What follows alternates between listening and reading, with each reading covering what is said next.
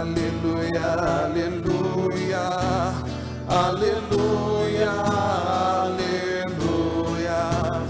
aleluia, aleluia, aleluia, aleluia, aleluia. Jesus Cristo Salvador destruiu o mal e a morte,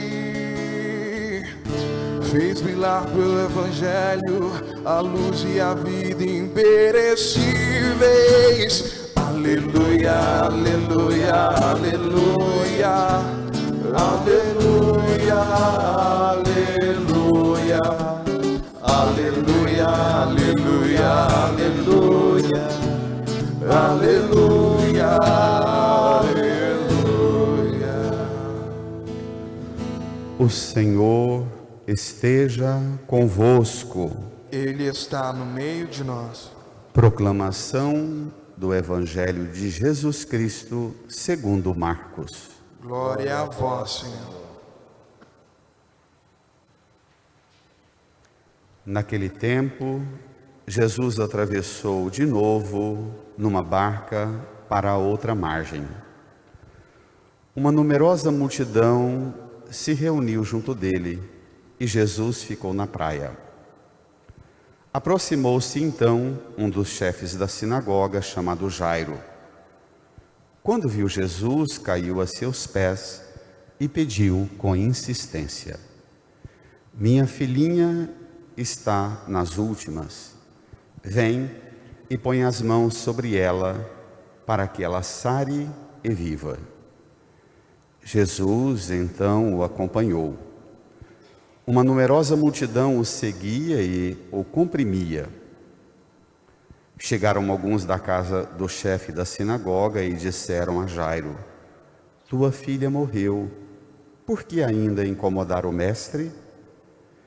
Jesus ouviu a notícia e disse ao chefe da sinagoga: não tenhas medo, basta ter fé.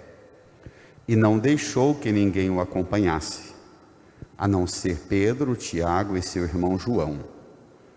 Quando chegaram à casa do chefe da sinagoga, Jesus viu a confusão e como estavam chorando e gritando. Então ele entrou e disse: por que essa confusão e esse choro? A criança não morreu, ela está dormindo.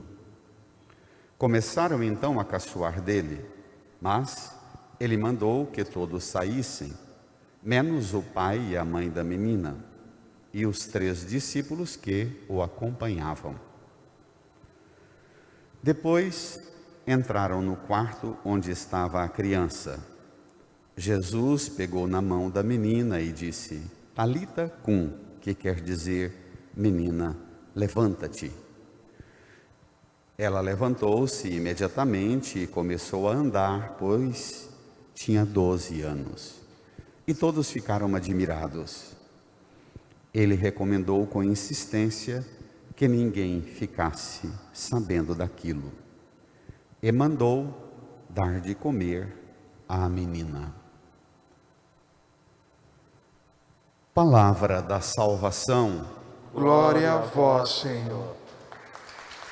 Aleluia, aleluia, aleluia, aleluia,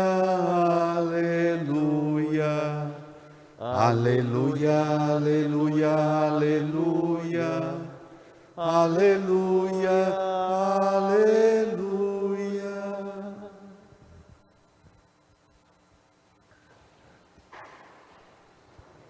Nos recolhamos no silêncio, em oração, no íntimo do nosso coração. Peçamos ao Espírito Santo que Ele nos ajude a compreender esta palavra tão cheia de bênção e graça para a nossa vida. Supliquemos.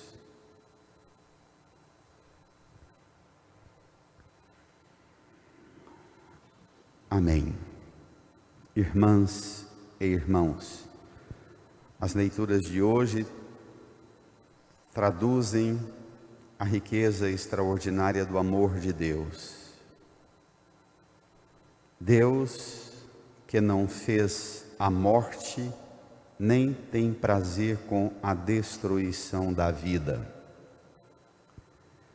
Deus que é capaz de fazer com que a igualdade aconteça, mesmo quando quem recolheu muito não tem de sobra e quem recolheu pouco não teve falta. É só Deus que alcança um nível de igualdade assim. Também o Evangelho hoje fala-nos do tratamento de Jesus na igualdade da oferta da salvação para todos. Duas realidades confrontam: a multidão e um personagem curioso que vai ensinar muito para a gente hoje.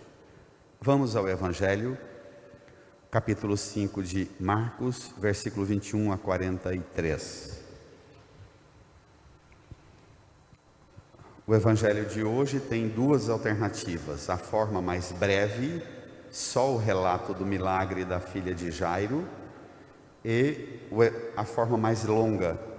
Dentro dessa mesma narrativa tem uns 10 versículos com um segundo milagre que acontece dentro da cena: a cura de uma mulher com hemorragia do meio da multidão. Vamos ficar com esse texto mais breve que vocês têm à mão. Vamos lá. Naquele tempo, Jesus atravessou de novo numa barca para outra margem. Continua. Uma numerosa multidão se reuniu junto dele e Jesus ficou na praia. Pronto. Jesus tem diante dele uma atividade missionária intensa. Parece sugerir que domingo passado, ao cair da tarde, entrou mar adentro e veio a tempestade. Amanheceu, atravessa para outro lado da margem e, chegando na margem, uma numerosa multidão o cerca. Ele fica na praia, uma espécie de teatro de arena natural.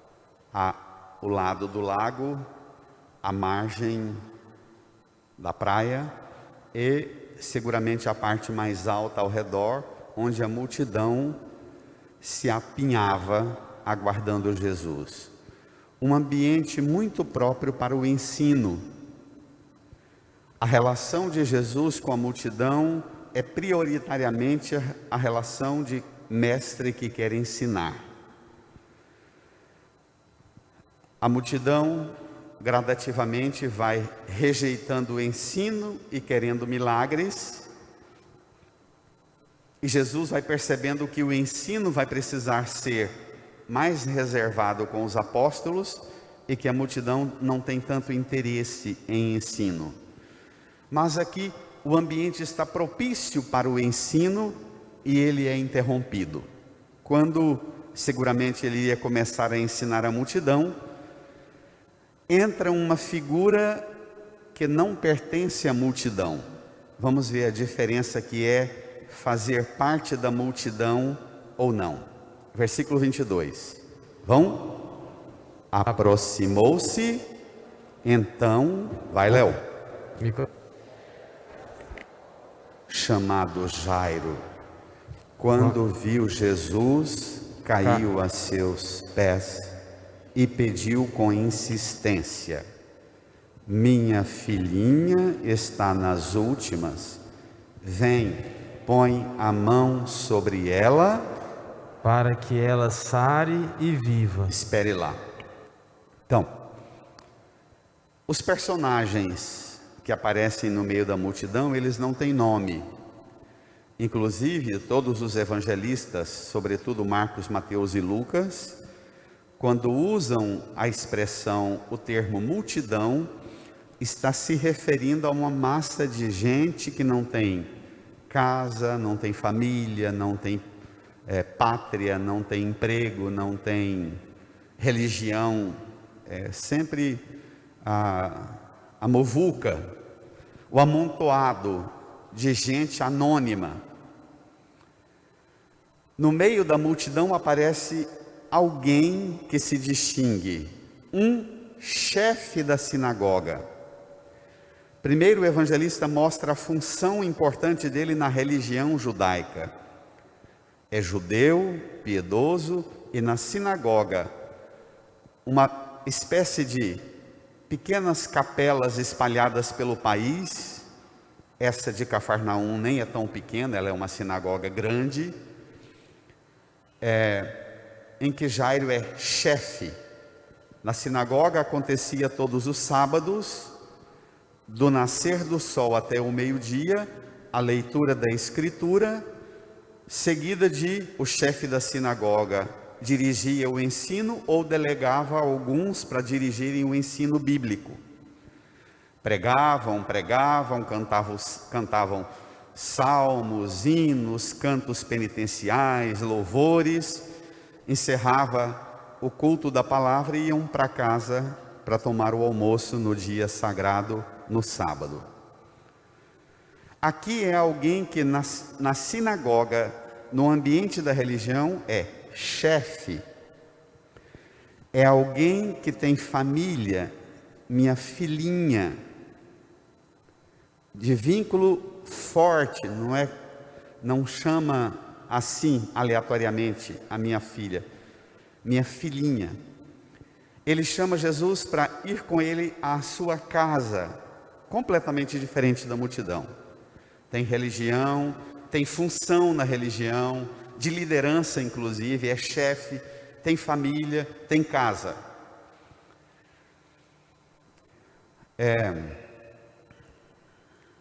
Se você estiver bem tranquilo ainda hoje, você chega em casa, abra a sua Bíblia lá no capítulo 5 de Marcos, e você vai ver que nesta cena que segue agora é onde entra uma mulher, que eu abrevio, que tem 12 anos com uma hemorragia. O Evangelho fala que ela já gastou tudo o que possuía com médicos, mas não foi curada. Ela sozinha no meio da multidão. O texto aqui fala que a multidão era tão grandiosa que, veja só, Jesus então o acompanhou. Versículo 24.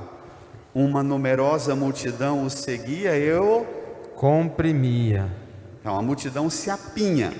No meio dessa multidão que comprimia Jesus, uma mulher com hemorragia olha para Jesus e pensa: se eu ao menos tocar a veste dele, ficarei curada.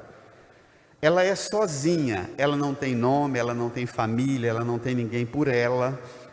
Ela, assim, na solidão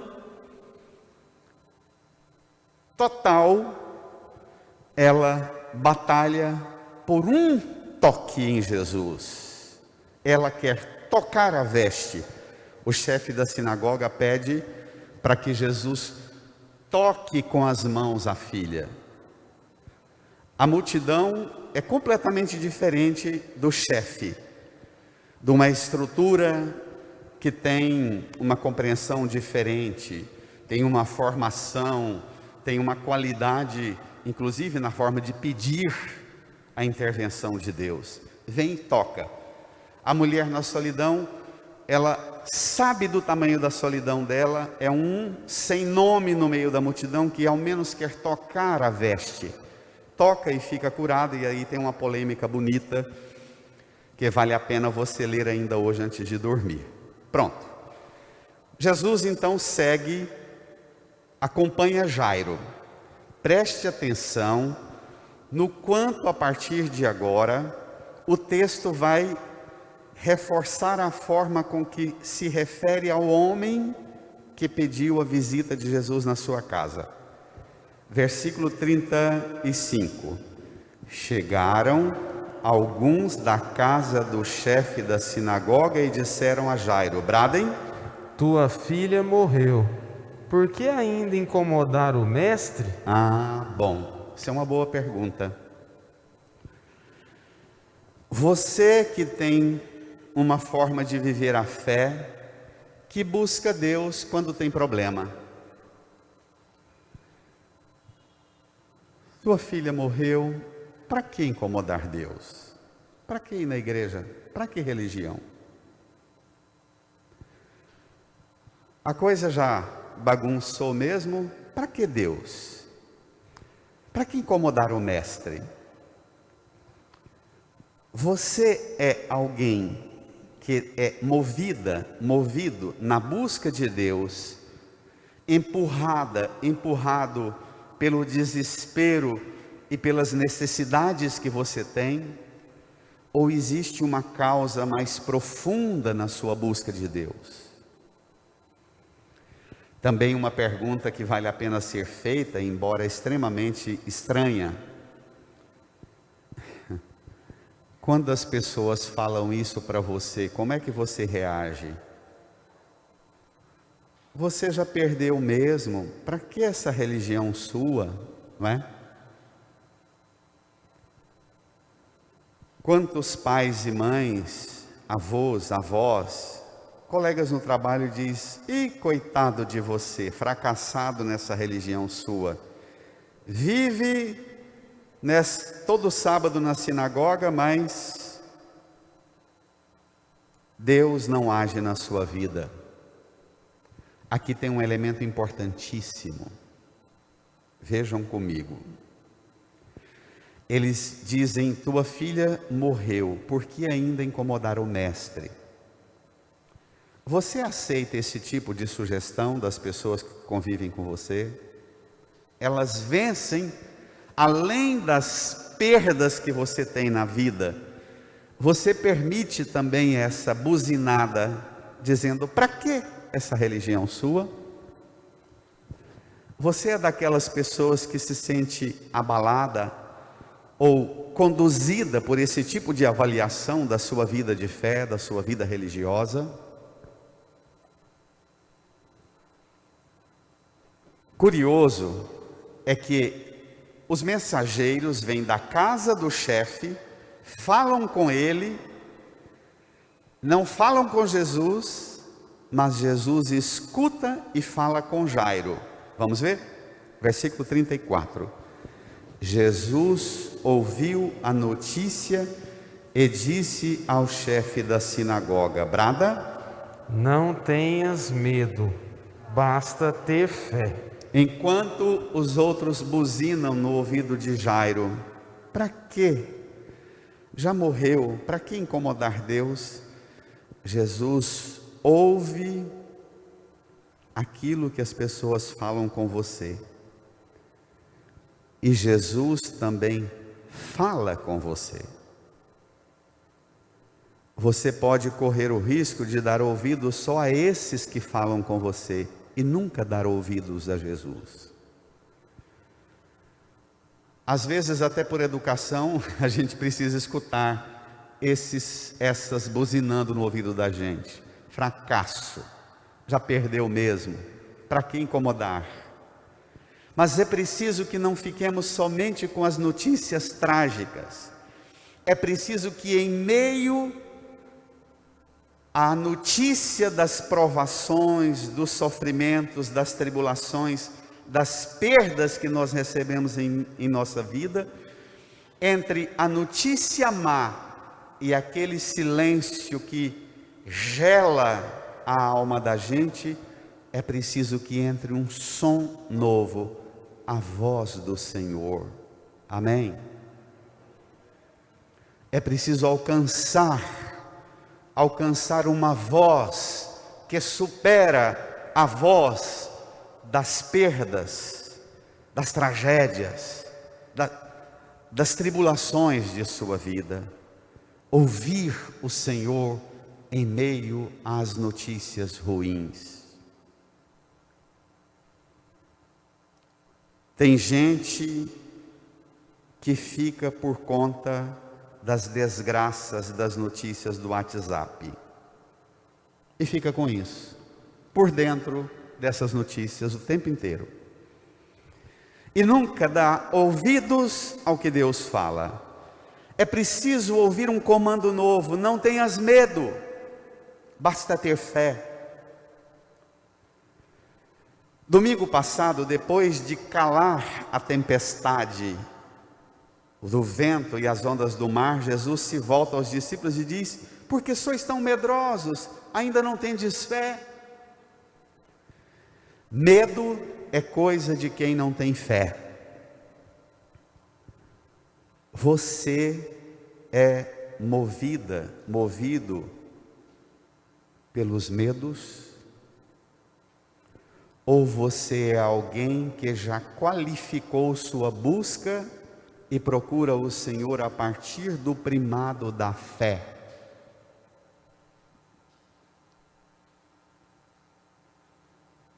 Quando você ouve e permite que a fé te conduza e te mantenha insistindo em ficar perto de Jesus, mesmo que os acontecimentos te dão motivo para abandoná-lo, a filha já morreu, mesmo que as notícias e os mensageiros já tentem te mover para outro lado, deixa ele em paz, não incomode. Quando você diz não, apesar da morte, da perda, da notícia de vocês, do conselho de vocês, deixe Deus sossegado. Eu sou uma pessoa que em qualquer situação eu escuto sempre Deus. Imagine se a gente passar a falar assim: eu não desisto de buscar Deus, independente dos acontecimentos, das notícias e dos conselhos maus. Versículo 37. E não deixou que ninguém o acompanhasse, a não ser Pedro, Tiago e seu irmão João. Pronto. Na linguagem da tradição bíblica e na linguagem do direito da tradição do Antigo Testamento, os atos nossos precisam ser testemunhados por ao menos para ter validade pública, é preciso que tenha ao menos 3 testemunhas. Um princípio jurídico de defesa, ao menos 3 testemunhas. Jesus chama, mas não só para serem testemunhas na defesa dele. Jesus chama porque Jesus vai para a casa do chefe da sinagoga e ele leva consigo a igreja. Não deixou que ninguém o acompanhasse, nem o povo da multidão, nem os mensageiros da tragédia. Fiquem aqui. Vocês é que não irão me seguir. Ele, Jairo, eu vou com ele. Vocês fiquem aqui. Jesus diria a você: vem comigo, ou diria a você: fique aqui, porque você já é vencido pelo medo, pelas más notícias, pelos maus conselhos. Fique aqui. Olhe só, versículo 38. Quando vai, Léo. Quando chegaram à casa do chefe da sinagoga, Jesus viu a confusão e como estavam chorando e gritando. Espere lá, ele é chefe na sinagoga. A expressão grega sinagoga, sim, em grego é o mesmo que tem, e goga vem de pedagogo, pedagogia ou ensino. Ele é chefe da casa do ensino, a sinagoga. Mas dentro da casa dele habita uma outra realidade. Habita 3 coisas. 3 palavras muito fortes. que talvez nós precisamos identificar se existe isso lá em casa. Jesus viu a confusão, gente chorando e gritando. Sabe o que isso significa? Que a religião do Antigo Testamento chegou ao ponto de saturação. Ela não responde mais. É uma religião, é um culto que se celebra lá na sinagoga, do nascer do sol até o meio-dia. Todo sábado vão, lê a palavra, canta, louva, pede perdão, mas volta para casa. Mas é uma religião que não é capaz mais de mexer com a vida lá dentro da nossa casa. Uma religião que não incide mais nos acontecimentos da minha casa e da sua casa. Se você está nessa, essa religião sua acabou. Jesus inaugura um modo novo de fé. Uma fé que você entra na sua casa e na sua casa não pode mais continuar acontecendo tudo como se Deus não falasse, como se Deus não agisse em você e através de você. Jesus dá-nos o Espírito Santo, que é o oposto da confusão de Babel. Aqui lembra Babel, não é? O ambiente da confusão. Jesus traz o Espírito Santo, que é o ambiente, que cria o ambiente do entendimento, do discernimento, da compreensão. Jesus entra numa casa de um chefe da sinagoga para sinalizar para a gente que uma religião que não é capaz de mexer na estrutura da minha casa é uma religião que caducou e foi vencida. Jesus quer que você saia daqui hoje e volte para casa como Jairo. Leve para sua casa uma força sobrenatural que vença a confusão, que vença o choro, que vença a gritaria. E eu vou acrescentar um quarto elemento. Bento XVI, numa meditação desse texto, ele diz que nos tempos de hoje tem um quarto elemento. Tem a confusão, tem o choro, tem a gritaria, mas ele diz que hoje em dia predomina um ambiente de indiferença, um silêncio de indiferença, de gente vencida, de gente, sabe aquela indiferença? Vou brincar com os meninos adolescentes que estão aqui, aquela indiferença do celular, cada um no seu quarto e com seu...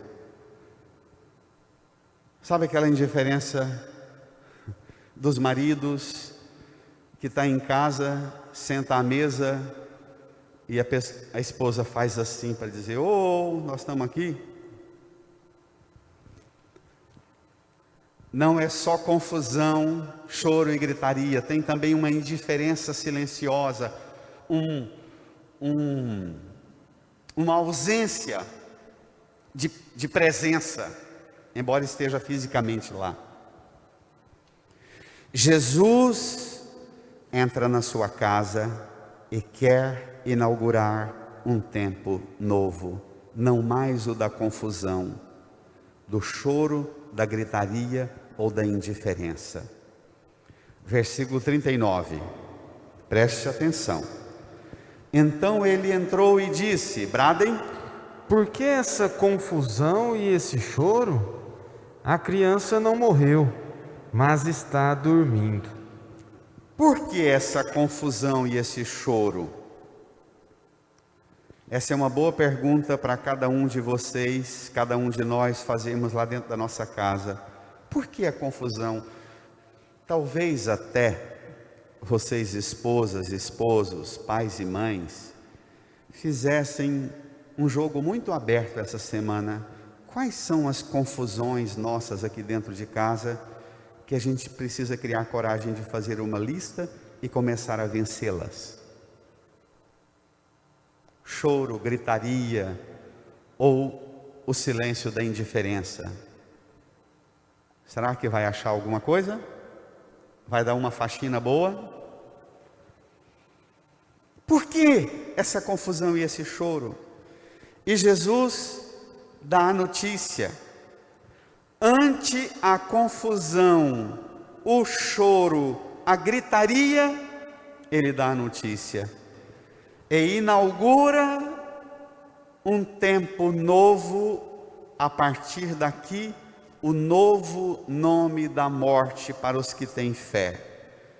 A morte recebe um nome profético novo. A partir daqui, morte é sono. Amém?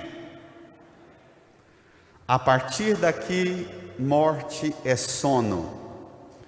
Vale lembrar que todos os milagres que Jesus opera nos evangelhos são eventos que ele realiza diante dos discípulos, como aqui diante de Pedro, Tiago e João, para prepará-los para compreender a tragédia terrível que vai desenrolar na sua paixão-morte, e eles entendam em todos os milagres que ele faz, da multiplicação dos pães, da transformação da água em vinho, as ressurreições como essas, todos os milagres são formas proféticas que antecipam aos discípulos a visão da fé da ressurreição. Nenhum milagre tem força maior do que dizer: o reino de Deus chegou, uma realidade nova está sendo plantada, semeada. Daqui uns dias vocês vão enfrentar comigo a tragédia do sofrimento, da humilhação, da morte, mas tenham fé, não tenham medo, tenham fé, a ressurreição virá. A morte a partir daqui se chama sono. Amém? Amém. Só que tem gente para tudo, né, minha gente? Vamos lá? Como é que o povo reagiu? Versículo 40. Começaram então a caçoar dele. Ah, tadinho desse, está por fora de tudo o que acontece. Não entende nada. Lá na sua casa tem quem caçoa de Jesus e da sua fé? Você convive com caçoadores da fé? Você dá ouvido aos caçoadores? Eles vencem você? Jesus não é vencido pelos caçoadores, ao contrário, mas ele mandou que todos saíssem, menos o pai e a mãe da menina e os 3 discípulos que o acompanhavam. Juntos, depois entraram no quarto onde estava a criança. Tem uma interpretação belíssima nessa cena. Jesus põe todo mundo para fora, identifica na casa, na sua casa, quem são os responsáveis por isso aqui? Cadê o marido e a esposa dessa casa? Cadê o pai e a mãe dessa família? Vem cá, todo mundo para fora, chama os apóstolos, Pedro, Tiago e João, e diz: o que está acontecendo lá no quarto, esse sono, essa morte que pegou essa menina de 12 anos, a partir de agora vocês vão enfrentar essa realidade com os responsáveis por esse trem aqui, ajudados pela igreja. Isso é bonito, né? A partir de agora vocês têm a igreja, cada pai, cada mãe, cada esposa, esposo, tem a igreja, Pedro, Tiago e João. A partir de agora eu inauguro um tempo novo. A confusão reina nessa casa, o choro e a gritaria, ou o silêncio sepulcral da indiferença, cada um com seu celular, com seu computador, com sua ferramenta de conexão lá fora, e absurda desconexão interna. A partir daqui, os problemas dessa casa se enfrenta achando os responsáveis por isso aqui. Gente, isso é importante demais. Porque o que nós temos hoje é uma crise de autoridade e uma crise de responsabilidade. Ninguém quer. Menina e menino de 12 anos que quer decidir a vida deles e o pai e a mãe tem que respeitar bem. Vai fazer o quê? Vai respeitar, mas vai respeitar enfrentando, abrindo a porta desse quarto, entrando lá, sentando do lado da cama, tocando essa menina, esse menino e dizendo: ó, desliga esse celular, desliga esse computador, desliga essa televisão, desperta desse sono, dessa alientação que põe você, adolescente, aqui dentro desse quarto. Vamos embora, bora para ali. E é curioso, porque o desfecho da cena é quase risível, dá quase para caçoar. Daqui um pouco a gente volta a esse elemento. Jesus entra no quarto, mas não entra sozinho. Às vezes você quer um milagre de Deus para sua casa, para sua família, que caia uma luz do céu lá dentro do quarto do seu filho, a hora que seu marido, sua esposa esteja lá. Vai cair uma luz, mas vai cair uma luz lá dentro do quarto através de você que topa entrar e enfrentar a realidade. Amém?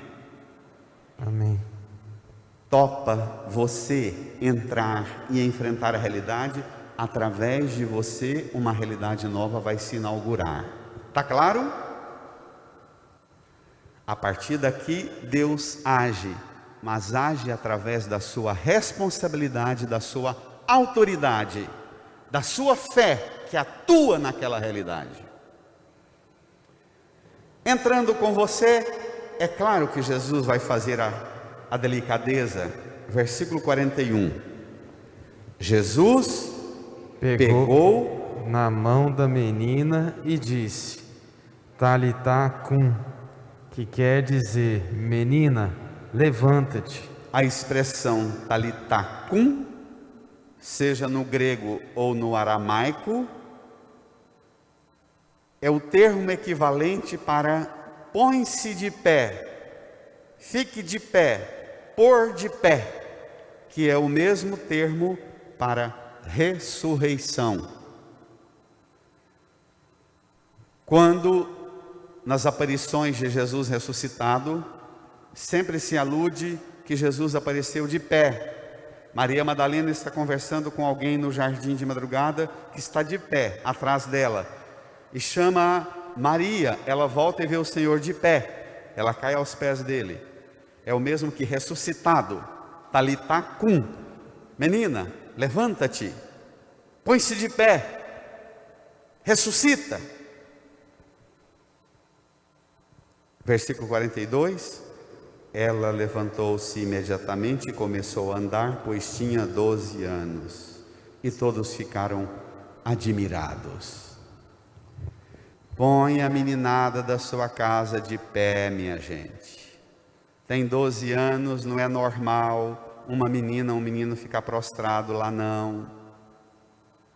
E querendo respeitar essa prostração alienante, ativa a vitalidade desta infância, desta adolescência, desta juventude, ou desta idade madura e adulta, ou até desta velhice, ativa.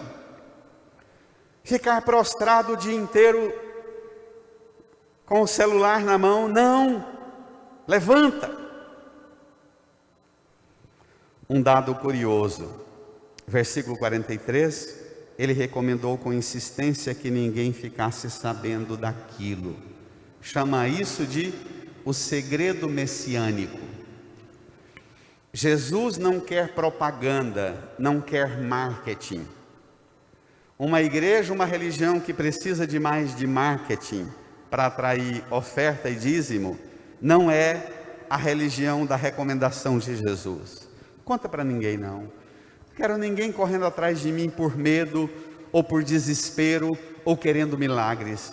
Eu quero gente que me busque, que me procure, que me alcance, sabendo que eu também sofri, fui rejeitado, fui perseguido, sofri na cruz, morri, dei minha vida, ressuscitei, para ajudar cada um a ser capaz de renunciar a si mesmo, tomar sua cruz, assumir sua missão de pai, mãe, esposa, esposo, enfrentar, dar sua vida e vencer os problemas em casa.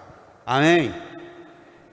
Jesus quer seguidoras, seguidores, testemunhas, e não gente entusiasmado com a liquidação dos milagres, com a promoção da noite de milagres na igreja. Ele quer discípulas e discípulos que não sejam homens e mulheres guiados por uma religião baseada na confusão, no choro, na gritaria, na indiferença e, mais gravemente, uma religião de medrosos. Se tem um trem poderoso para pregador, é fazer pregação falando do poder do capeta, da morte, do inferno, do purgatório, e aí bomba a pregação para falar do poder do mal, e não fala do poder do amor de Deus, que vence isso tudo, do poder do amor seu, da responsabilidade sua, que é uma graça. Ser pai, mãe, esposa, esposo, é graça, é bênção, é unção. Entra lá no quarto, toca aquela realidade, pega com as suas mãos aquela realidade, levanta esta realidade, inaugura uma realidade nova, mas com a sua mão, de quem tem fé. Amém? E termina o texto falando: e mandou dar de comer à menina. Vocês que são pais e mães, avós e avós, menina, menino, desliga o celular, vem comer. Almoço está pronto, lanche está pronto, vem comer. Não quero comer não. Não tem problema, agora é a hora da refeição, 40 minutos nós dedicamos sentados juntos ao redor da mesa, vem conviver. É capaz que até convivendo, comendo e comungando a fraternidade, vai abrir até o apetite, e abre. Daqui um pouquinho está beliscando e está alimentando decentemente, mas no quarto você não vai ficar não. Falta autoridade e responsabilidade. Falta coragem de permitir que Jesus entre em nossa casa para curar quem está prostrado, adormecido na cama, mas para curar também um pai e uma mãe que até é líder na religião, que até é chefe lá na sinagoga, mas que dentro de casa, desculpe a grosseria da expressão, é um banana.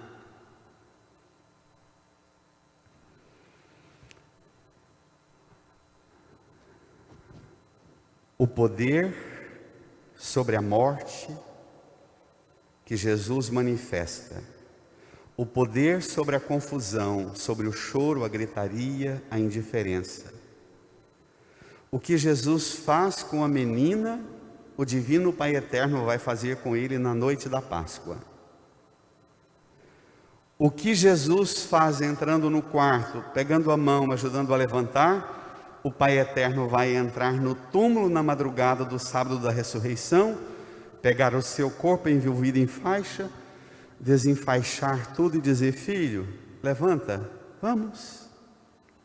Esta cena prefigura o que vai acontecer com Jesus, mas é também anúncio do que acontece comigo e com você hoje, se a gente permitir que Ele entre em nosso coração, em nossa casa, e que Ele ponha ativamente a autoridade dEle agindo em nossa vida. Amém. Amém. Incline a sua cabeça. Olha, talvez você esteja numa fase de tanta confusão que você nem sabe o que precisaria mais ser suplicado agora. Mas peça a Jesus que, pela luz da sua ressurreição, que Ele ajude você a ser capaz de enxergar quais são as situações e realidades de confusão que habitam sua casa, sua família, seu casamento, seu coração, sua alma, sua mente. Fale para Jesus que você não pode, de jeito nenhum, continuar a viver sem ser tocada por Ele, tocado por Ele. Que Ele te ajude a levantar, que pela força do Espírito Santo, Ele dê a você uma unção nova e te erga de toda confusão, de todo choro, de toda gritaria, de toda indiferença, de toda realidade que faz você cheio de medo, sem fé. Fale com Ele.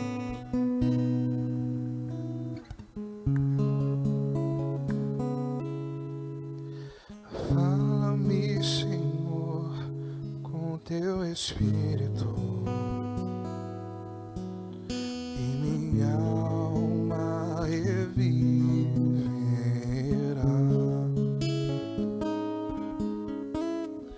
Fala-me, Senhor, com teu Espírito, e minha alma reviverá.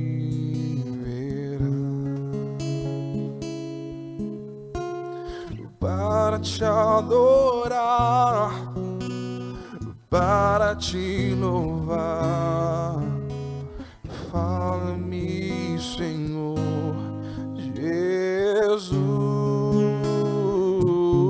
Jesus, para te adorar, para te louvar. Fala-me, Senhor Jesus.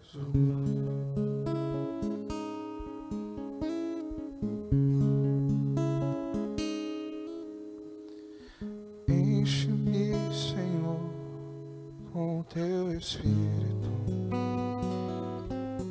e minha alma reviverá.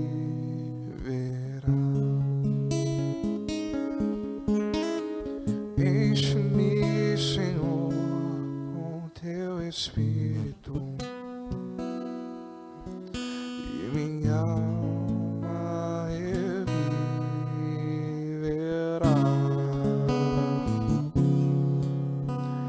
Para te adorar, para te louvar. Enche-me, Senhor Jesus, para te adorar, para te louvar. Enche-me, Senhor Jesus. Levanta-me, Senhor, com teu Espírito.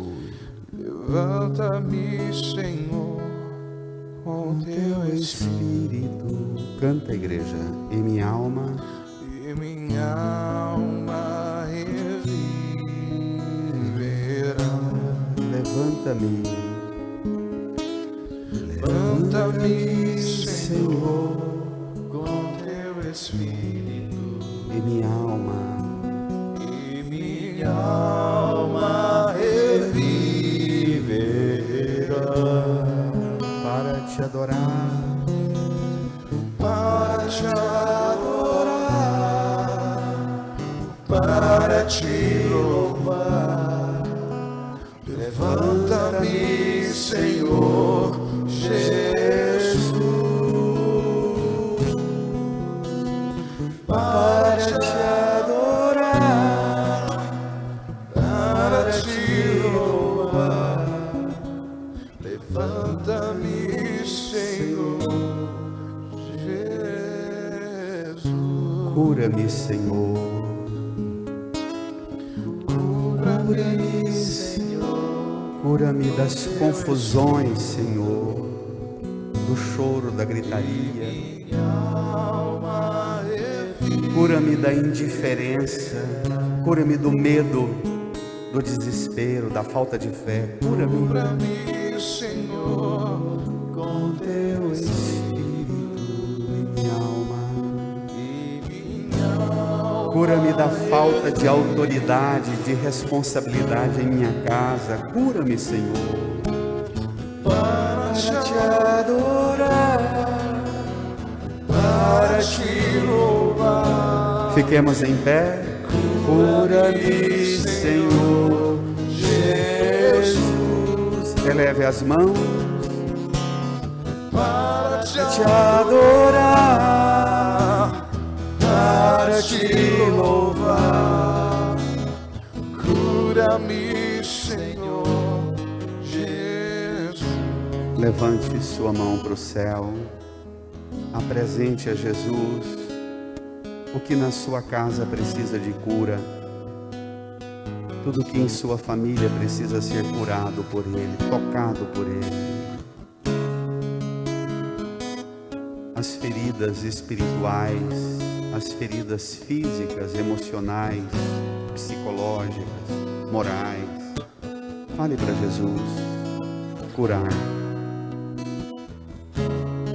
regenerar, restaurar sua casa, sua família.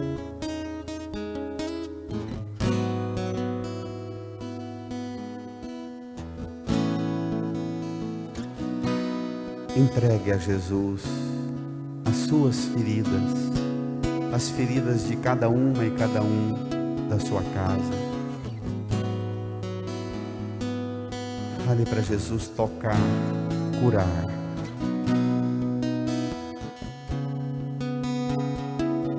Põe a mão no seu coração e dirija a Jesus uma oração de louvor e agradecimento pela fé, pela certeza que você tem que Ele vai com você, que Ele vai enfrentar com você tudo o que você precisa enfrentar na sua casa. Ele vai com você, Ele vai entrar com você em cada cômodo da sua casa, em cada cômodo da sua alma, do seu coração, da sua mente. Ele vai curar tudo que está ferido, morto, machucado, adormecido no sono.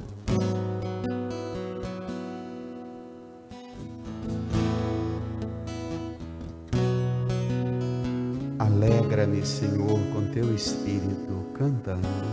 Alegra-me, Senhor, com teu espírito. Minha alma, E minha alma reviverá. alegra-me, Senhor, Alegra-me, Senhor, com teu espírito. E minha alma reviverá. para Te adorar, para te louvar. alegra-me, Senhor Jesus, Para te adorar, para te louvar. Alegra-me, Senhor Jesus. obrigado, Senhor, nós te louvamos, nós te glorificamos. Obrigado, Jesus. Obrigado pelo poder da fé que o Senhor nos dá. Obrigado pela autoridade da fé que vence o medo, que resgata a missão e a responsabilidade de cada um de nós na igreja, na família. Obrigado, Senhor. Obrigado, Jesus. Amém. Amém.